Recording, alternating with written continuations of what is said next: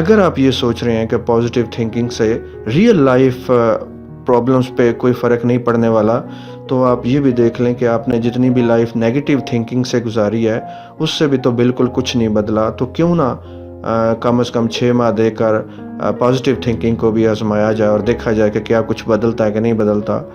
ایک negative thinker اور positive thinker کی اپروچ ہی ڈیفرنٹ ہوتی ہے. فار ایگزامپل نیگیٹو تھنکر صرف پرابلمس پہ ہی فوکس کرتا ہے اور پریشان ہوتا رہتا ہے، جبکہ پازیٹیو تھنکر سلوشنز پر ہی اپنا ذہن رکھتا ہے اور بہت یقین اور اچھی امید کے ساتھ وہ بہتر کی توقع رکھتا ہے.